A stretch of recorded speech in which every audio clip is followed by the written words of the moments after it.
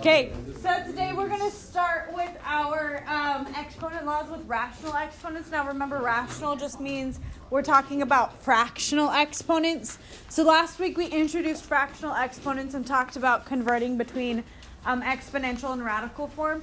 But today we're going to actually use our exponent laws. So we had 5 of them, and we're going to combine those with our rational exponents. So we're just going to keep doing all of our different rules, but now we're not using just the whole numbers, we are also using the fractions from last time. Okay, we're going to keep going. Okay, let's recall our different rules. What's a product rule? What does that tell us? Okay, so I'm multiplying them together, so what do I do to the exponents? I add the exponents. This is our adding one. Remember, product means add. What about our quotient rule? What do I do to the exponents? Subtract, because what is the operation that's happening? Good. Division tells me to subtract. And our favorite one, the power rule, what do we do here? I do what? This is where we distribute because I have power to a power, which means multiply them together. Our zero exponent rule, what is anything raised to the 0 power? 1. Good. And then finally, my negative exponent rule. So if I have x to the negative a, what do you mean flip it? What do you mean reciprocal? Make it into a fraction. Okay, turn it into a fraction and then like this over 1. And then, yes, I will make the exponent positive. What happens if I had my negative exponent on the denominator of my fraction? It goes to the top and becomes positive. So if it's on the top, move it to the bottom and make it positive. If it's on the bottom, move it to the top and make it positive, okay? And please be careful with your product and quotient rules, because on the quiz I did notice on questions where you needed the quotient rule, a lot of you did the product rule instead. Or you did the quotient rule backwards or something like that. So be careful. Now, the radical versus exponential, there's not a spot for you to write this, but there is space for you to write this. So this is when I have x to the power over root is, remember, our radical, which is also written as this, okay? So copy that down, please. You can write it in some space, probably above your name or above these boxes. Okay, on the next, let's go over some more review, because I know how much you love fractions, okay?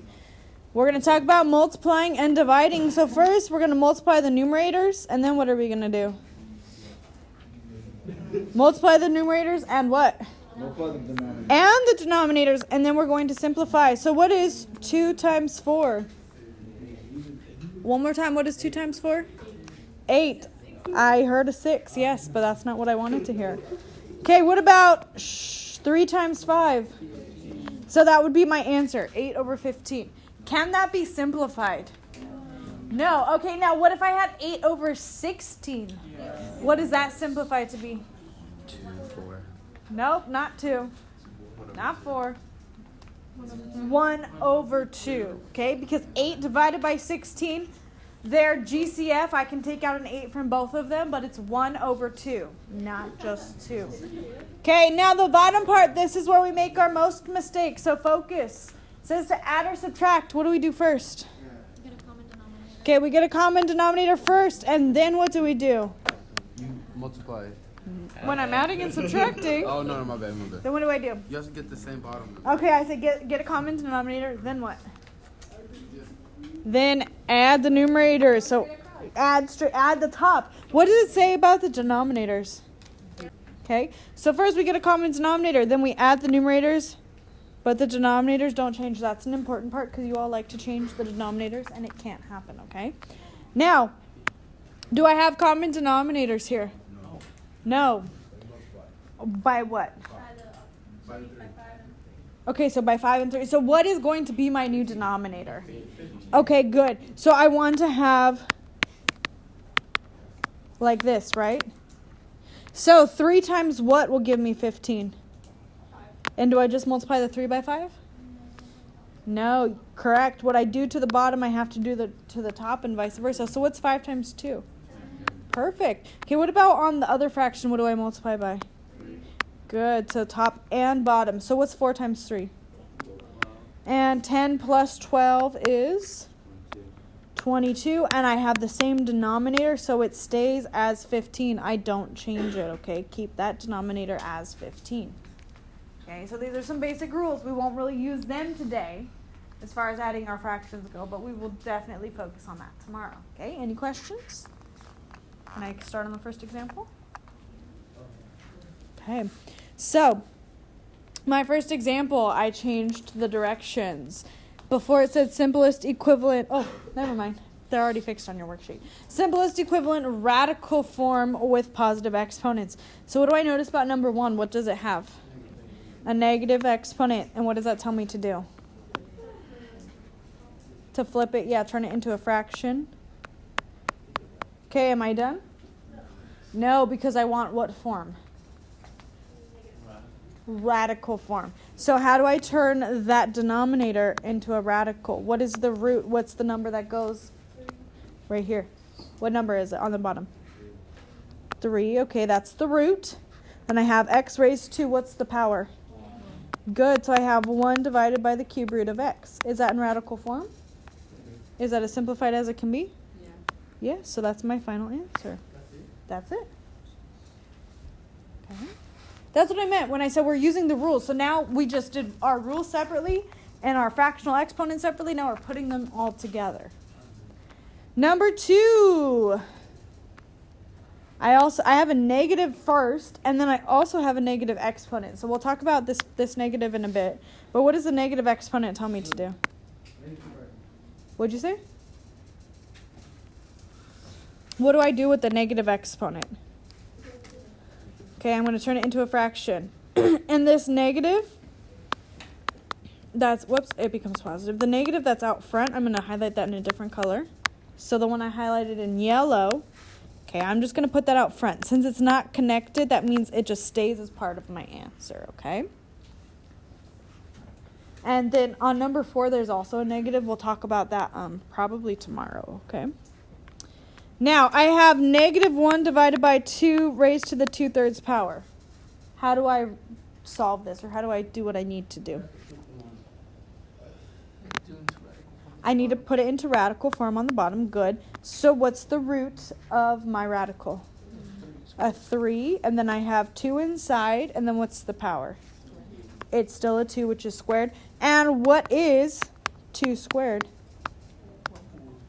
4. Can that be simplified?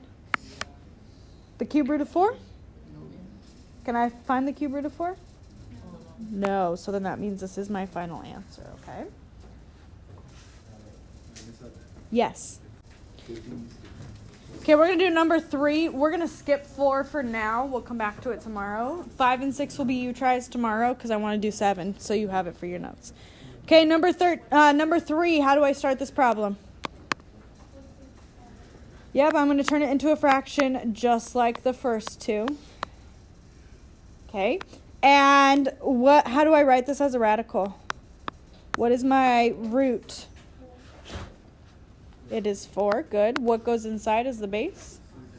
16. And to the power of 5. Okay, so since this is the first time we're at a number power, I like to put it outside because I want to take care of what's inside the radical first.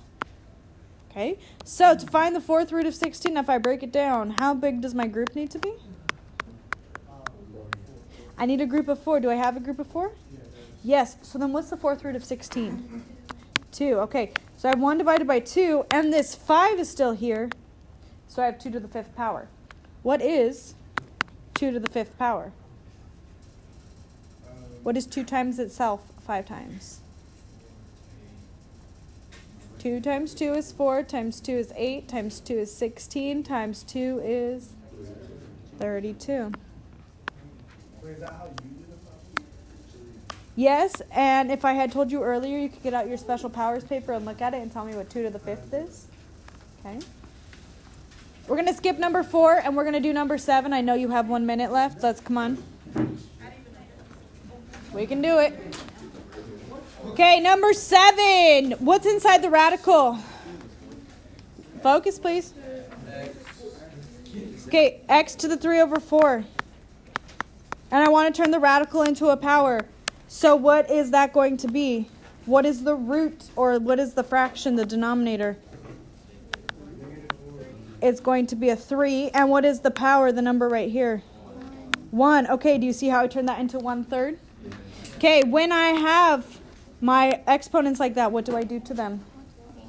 Multiply. So I have 3/4 times 1/3 is what? Multiply across. What's 3 times 1? 4 times 3. Simplify that for me.